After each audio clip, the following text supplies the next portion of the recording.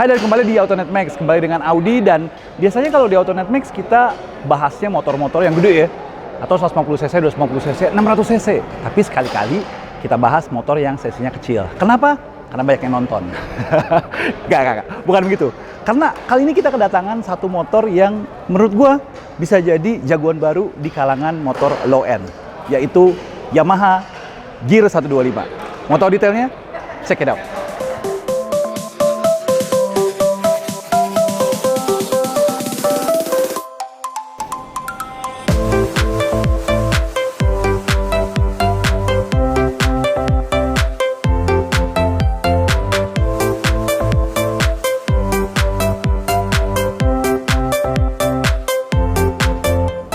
Nah, sekarang kita bahas desain eksteriornya dulu. Kenapa sih menarik si Gear 125 ini? Gampang aja. Karena dia sekarang tersedia dalam dua versi. Yang lo lihat yang ada warna-warni ini yang versi standar. Nah, yang satu lagi yang menurut gue jauh lebih elegan dan lebih kelihatan kayak skutik-skutik Eropa, ini warnanya agak matte ya, tapi nggak ada stikernya, jadi kelihatan lebih elegan. Nah, sekarang kita bahas desainnya sendiri. Desainnya sebenarnya kalau kalian lihat, dia tuh masih ada tarikan-tarikannya Mio-nya. Cuman Yamaha dengan pinternya menambahkan beberapa elemen-elemen maxi scoot-nya dia. Kalau kalian ingat ya, ini lampunya nih mirip banget sama NMAX. Ya kan? Ada cowakan seperti ini. Terus kalau kalian lihat lagi di sebelah sampingnya sini, ini juga mirip dengan NMAX generasi pertama. Apalagi kalau kalian lihat siluet lampu belakangnya.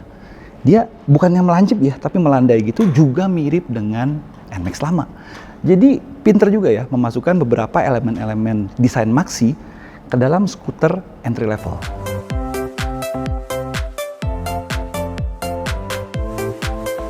Nah, untuk lampunya sendiri, kedua versi baik standar maupun S juga sudah mengadopsi LED untuk lampu depan, baik lampu jauh maupun lampu utamanya. Hanya saja untuk positioning lamp itu dia pakai bulb ya untuk atasnya, dan untuk lampu sennya, winkernya itu dia juga masih pakai bulb. Secara desain, balik lagi, dia juga sudah pakai ban yang sedikit lebih tebal karena dia sudah pakai ring 14 inci dengan ban profil 80-80. Yang gue suka dari si Gear 125 ini adalah catnya tuh keren ya, terutama yang tipe S-nya. Jadi dia kayak, bukan bunglon sih sebenarnya, cuman kayak reflektif gitu loh. Di beberapa sisi lu bisa lihat catnya kayak agak gelap gitu, tapi di beberapa sisi lagi dia kayak terang banget gitu loh, nggak kayak doff-doff banget. Dan for your information, biarpun Yamaha menyebutnya ini Yamaha Gear 125, dia tetap kasih label dong, Mio Gear. Jadi kalian tahu dong, familinya siapa. Satu lagi, beberapa detail yang gue juga suka dari si Gear 125 ini. Kalian lihat, di sini kayak dikasih cetakan gitu, terus dikasih kayak tekstur, ada tulisan multi-purpose. Jadi memang katanya Yamaha mengarahkan ini sebagai skutik multi-purpose pertama. Gear for everything lah istilahnya. Dan kembali lagi, kalau kita lihat desainnya, ada sedikit nostalgia dari NMAX nggak di sini?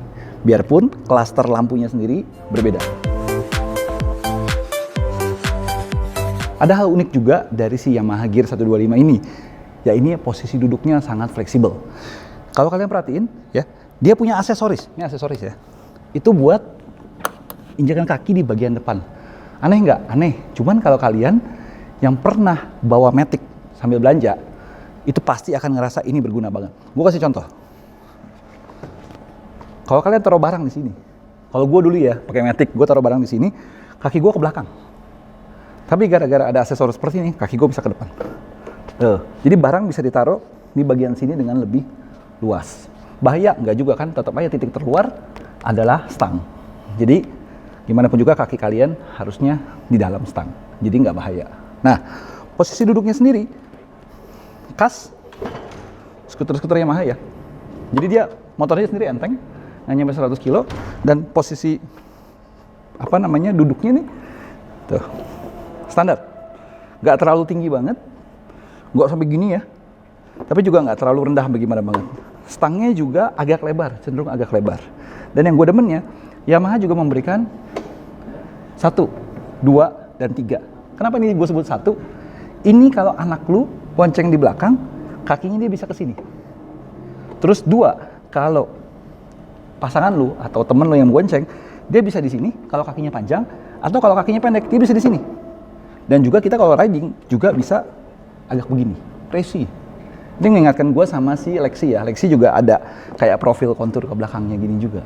Ini salah satu posisi kaki yang paling fleksibel gue pernah lihat dari skutik-skutik di Indonesia. Untuk panel indikator, dia standar ya, seperti halnya motor-motor entry level, odometer, kecepatan, lampu sen kanan kiri, dan indikator-indikator eco dan engine maupun lampu jauhnya. Juga ada indikator start stopnya di sini ya. Jadi untuk versi yang S ini, dia sudah dilengkapi dengan start stop. Tombolnya di sebelah sini.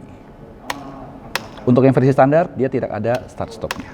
Dan uniknya motor ini juga biarpun 125 cc, dia sudah dilengkapi dengan lampu hazard. Hazard sama dengan Moge, Moge sama dengan hazard. Moge dong. Untuk tipe S, kalian juga dapat fitur answer back system. Jadi kayak alarm gitulah. Kalau kalian parkir gitu kan, nyari motornya bingung, tinggal pencet ini, ntar dia bunyi dan ngasih unjuk lampunya untuk tahu posisi lokasi di motor di mana. Nah, laci yang bisa kebuka dan rapi ini sebenarnya aksesoris. Tapi nggak usah khawatir juga kalau kalian versi yang standarnya yang nggak ada aksesorisnya, itu dia cuman kayak rak biasa ya. Cuman 12 voltnya masih tetap ada di dalam untuk semua versi, baik tipe S maupun tipe standar. Dan uniknya si Yamaha Gear ini, karena dia gear ya, gear kan alat, jadi harus berguna gitu, harus berfungsi. Dia dikasih gantungan satu di sebelah sini dan gantungan satu lagi di bawah sini. Jadi istilahnya ojo ready lah, mau bawa galon, mau bawa barang segala macam, kalian tinggal beli kayak cantolan karet gitu, kayak hebe gitu, itu tinggal diikat, jadi barang nggak geser kemana-mana.